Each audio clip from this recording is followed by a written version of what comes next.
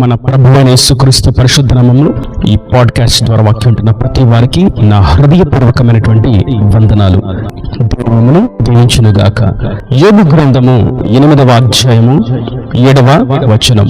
అప్పుడు నీ స్థితి మొదట కొద్దిగా నుండినను తుదకు నీవు మహా అభివృద్ధి పొందుదువు. చదివినటువంటి వాక్య భాగంలో ఆయన మీద ఆధారపడి నీతి మార్గములో యథార్థంగా సాగిపోతున్నటువంటి తన జనులను గురించి ఆయన సెలవిస్తున్నటువంటి మాట, నీవు నీతిగా యథార్థంగా నమ్మకంగా మంచితనముతోను నిస్వార్థంగా భయభక్తులు కలిగి ఆజ్ఞలను అనుసరిస్తూ జీవిస్తున్నప్పుడు నీకు కలిగింది మొదట కొద్దిగానే ఉన్నప్పటికీ, నీ స్థితి మొదట కొంచెముగానే ఉన్నప్పటికీ తుదకు నీవు అభివృద్ధి పొందుతావు. ఆ అభివృద్ధి ఉన్నతముగా ఉంటుంది, అది మహా అభివృద్ధిగా మార్చబడుతుంది.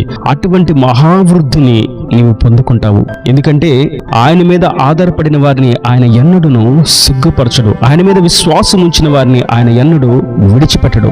ఆయన సహాయం కొరకు ఎదురు చూస్తున్న వారిని ఆయన ఎన్నడూను ఎడబాయడు. ఆయన నిశ్చయంగా ప్రజలను ఉన్నత స్థాయిలో నిలబెట్టేవాడు.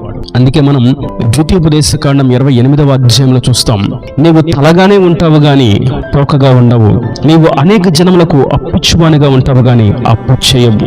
నీవు పట్టణంలో ఉన్నా, పొలంలో ఉన్నా, ఇంటనున్నా, బయటనున్నా, ఎక్కడ ఉన్నా నీవు ఆశీర్వాదకరంగా ఉంటావు. నీకు కలిగిన సమస్తము దీవెనకరంగా ఆశీర్వాదకరంగా ఉంటుంది. నీవు సమృద్ధిని, సకల సమృద్ధిని అనుభవించి సంతృప్తిగా జీవిస్తావని అక్కడ అనేకమైనటువంటి విషయాలను మనం గమనిస్తాం. ఎందుకంటే ఆయనను ఎరిగి ఆయన అడుగుజాడలలో అనగా ఆయన ఆజ్ఞల వెంబడి ఇరుకు మార్గంలో సర్వసత్యములో ఆయనకు సాక్షులుగా సాగిపోతున్న వారిని ఆయన ఎప్పుడు కూడా తక్కువ స్థాయిలో, చులకన స్థాయిలో, అవమానాలు అనుభవించే స్థాయిలో ఎల్లకాలము నిలబెట్టడు. తులీకారాలకు గురైన వారిని ఎప్పుడు కూడా అదే స్థితిలో ఆయన నిలబెట్టడు. పేదరికంలో ఉన్న వారిని ఆయన ఎప్పుడు కూడా అదే స్థితిలో నిలబెట్టడు. బలహీనముగా ఉన్న వారిని ఎప్పుడు కూడా ఆయన అదే స్థితిలో నిలబెట్టడు. నిశ్చయముగా ఆయన మహాభివృద్ధి నందింపచేస్తాడు. మొదట కొద్దిగానే ఉన్నట్లుగా అనిపించినప్పటికీ, మనం ఎంత నీతిగా ఉన్నప్పటికీ ఎందుకని కొద్దిగా లభిస్తున్నది అని అనుకుంటూ ఉన్నప్పటికీ, మనం ఎంత ప్రయాసపడుతున్నప్పటికీ ప్రతిఫలం కొద్దిగానే ఎందుకు వస్తుంది అని అనిపించినప్పటికీ నిశ్చయముగా తుదకు క్రమక్రమంగా ఆయన మీద ఆధారపడి, ఆయన మీద విశ్వాసం ఉంచి, ఆయన రక్తంలో కడగబడి, ఆయన కొరకు కనిపెట్టుకుని మొర్ర పెడుతున్నటువంటి, ఆయన సహాయం కొరకు ఎదురు చూస్తున్నటువంటి పుత్రులను ఆయన మహాభివృద్ధి నందింపచేస్తాడు. మనం మన పుత్రుల యొక్క జీవిత చరిత్రను గమనించినట్లయితే యోసేపును గురించి మనం చూస్తాం. ఆదికాండం 37వ అధ్యాయం 2వ వచనంలో అక్కడ యోసేపు మందను మేపువాడుగా ఉన్నాడు, గొర్రెలను మేపువాడుగా ఉన్నాడు, తన తండ్రి చెప్పిన మాటకు లోబడుతూ ఉన్నవాడుగా ఉన్నాడు, చిన్న పనిని చూసుకుంటూ ఉన్నాడు. కానీ 41వ అధ్యాయంలో మనం చూస్తాం, 41వ వచనంలో యోసేపు ఐగుప్తు దేశంలో ప్రధానిగా మార్చబడ్డాడు. ఎందుకని యోసేపు గొర్రెలు కాసుకునేటువంటి స్థాయిలో నుండి ప్రధానిగా మార్చబడ్డాడు అని మనం గమనించినట్లయితే, యోసేపు ఆయన సంకల్పం మీద స్థిరమైనటువంటి విశ్వాసం కలిగిన వాడుగా ఉన్నాడు.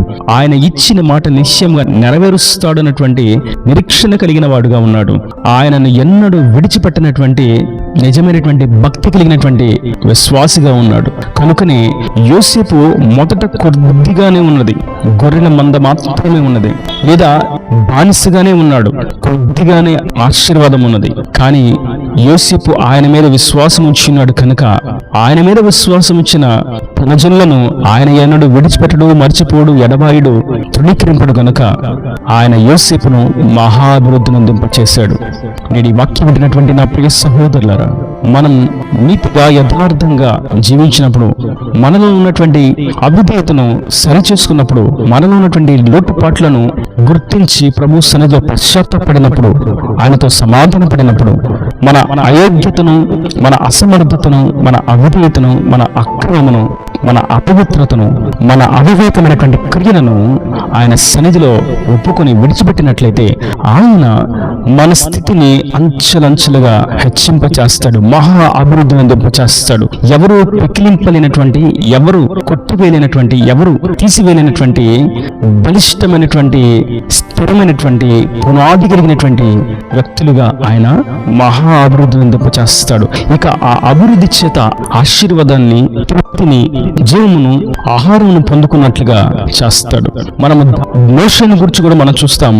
నిర్గమకాండ 3వ అధ్యాయంలో మోషే గొర్రెలను కాసుకుంటూ ఉన్నాడు, మందను మేపుకుంటూ ఉన్నాడు. కానీ దేవుని ప్రత్యక్షతను పొందుకున్నప్పుడు ఆ మోషే ఇజ్రాయేలీలను నడిపించే నాయకుడిగా మార్చబడ్డాడు. మోషే స్థితి మొదట కొద్దిగానే ఉన్నది. ఇజ్రాయేలు దేవుడు పరిశుద్ధ దేవుడు అని తెలుసుకుని ఉన్నాడు.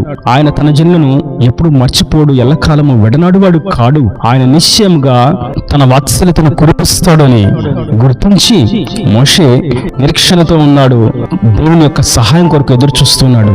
దేవుని దృష్టికి యథార్థంగా జీవిస్తూ ఉన్నాడు. కాబట్టి మోషేను దేవుడు ఇజ్రాయేలీలకు నాయకుడిగాను ప్రవక్తగాను నియమించాడు. మోషే యొక్క జీవిత చరిత్రను చూసినట్లయితే మోషే మహాభివృద్ధి నొందిన వాడుగా ఉన్నాడు. మోషే వంటి ప్రవక్త అప్పటి వరకు పుట్టి ఉండలేదు. ఒక వ్యక్తి సముద్రం పాయలు చేసినటువంటి సన్నివేశాలు అంతకు పూర్వం ఎక్కడనూ లేనేలేదు. ఒక వ్యక్తితో దేవుడు ముఖాముఖిగా మాట్లాడినటువంటి అనుభవం అంతకు ముందు లేనేలేదు. ఒక స్నేహితుడితో మాట్లాడినట్లుగా దేవుడు మోషేతో మాట్లాడాడు. ఇంత గొప్ప మహాభివృద్ధి మోషేకు లభించింది కేవలం మోషే దేవుని దృష్టికి యథార్థంగా నీతిగా జీవించడం చేత, సాత్వికమైనటువంటి మనసుతో ఉండటం చేత. మొదట ఆ స్థితి మోషే కొద్దిగానే అనుభవించాడు. ఎందుకని నేను నా జనుల కొరకు వారి యొక్క విడుదల కొరకు ప్రయాసపడుతూ పనిచేస్తున్నప్పటికీ నేను ఇలాగ దూరస్తుడని అయిపోయాను, నా జనుల చేత తొలివేయబడి ఉన్నాను, నా జనులకు నేను దూరంగా ఉన్నాను అని వాపోతూ ఉన్నప్పటికీ, మొదట స్థితి కొద్దిగా ఉన్నప్పటికీ మోషేని దేవుడు మహాభివృద్ధిని నింపచేశాడు. నేను ఈ వాక్యం వింటున్నటువంటి నా ప్రియ సహోదరులారా, మనం కూడా కొన్నిసార్లు నశించిపోతున్న వారి కొరకు ప్రయాసపడుతున్నప్పటికీ, వారి కొరకు కడుపు కట్టుకుంటూ ఉన్నప్పటికీ, వారి కొరకు కన్నీళ్లు కారుస్తూ ఉన్నప్పటికీ, వారి కొరకు కరుణామయమైన కటాక్షం కొరకు విజ్ఞాపన చేస్తున్నప్పటికీ వారిలో ఎందుకని విడుదల కలగట్లేదు అని మనం కూడా కొన్నిసార్లు వాపోతూ ఉంటాం. మన విశ్వాసంలో అనేకమైనటువంటి పరీక్షలు వస్తూనే ఉంటాయి. అయితే నేను ఈ వాక్యం ద్వారా ప్రభు సెలవిస్తున్నటువంటి మాట, నీ యథార్థత, నీ నీతి, నీ విశ్వాసము, నీ భక్తి ఎక్కడికి పోనేపోవు. వాటికి కలగవలసినటువంటి ప్రతిఫలం నిశ్చయంగా కలుగుతుంది. మొదట కొద్దిగా ఉన్నది అని అనిపించినప్పటికీ తుదకు మహా అభివృద్ధి పొందుతుందని సెలవిస్తుండగా మనం ఆయన మీద విశ్వాసం ఉంచి ఆయన కొరకు కనిపెట్టుకుని ఉందాం.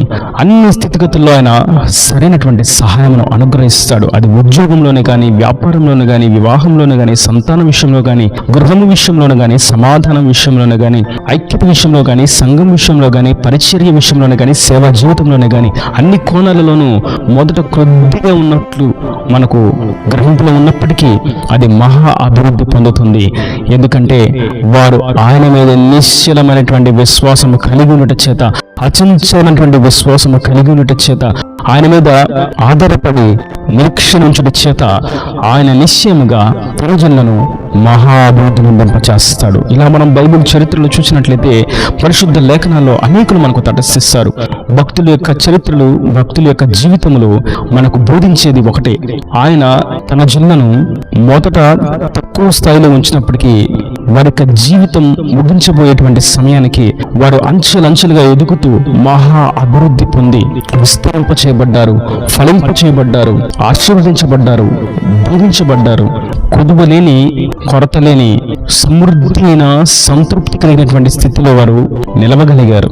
నేటి వాక్యం వింటున్నటువంటి నా ప్రియ సహోదరులారా, మన స్థితి కొద్దిగా ఉన్నప్పటికీ మన నీతిని బట్టి, మన యథార్థతను బట్టి, మన నమ్మకత్వాన్ని బట్టి, మన విశ్వాసాన్ని బట్టి, మనం ఆయన కొరకు జీవించేటువంటి భక్తి జీవితాన్ని బట్టి ఆయన నిశ్చయంగా మహా అభివృద్ధిని నింపచేస్తాడు.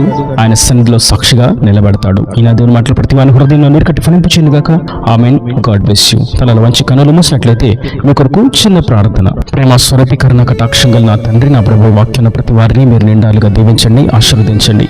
నిన్ను ఆశ్రయించినటువంటి నీ జనుల యొక్క స్థితి మొదట కొద్దిగా ఉన్నప్పటికీ తుదకు మహాభివృద్ధి పొందుతుందని నీవెంతో విలువైనటువంటి ప్రోత్సాహభరితమైనటువంటి మాటలను మాట్లాడిన విధానాన్ని బట్టి నీకు స్తోత్రములు తండ్రి. ఈ వాక్యం ప్రతి వారిని మీరు అట్టి విధంగా మహాభివృద్ధిని నింపచేయమని, వారిని ఆదరింపచేయమని, నీ రాకడ రాజ్యాన్ని సిద్ధపరచమని యేసు పరిశుద్ధ నామమున ప్రార్థించి వేడుకుంటున్నాను తండ్రి. ఆమేన్. ఆమేన్.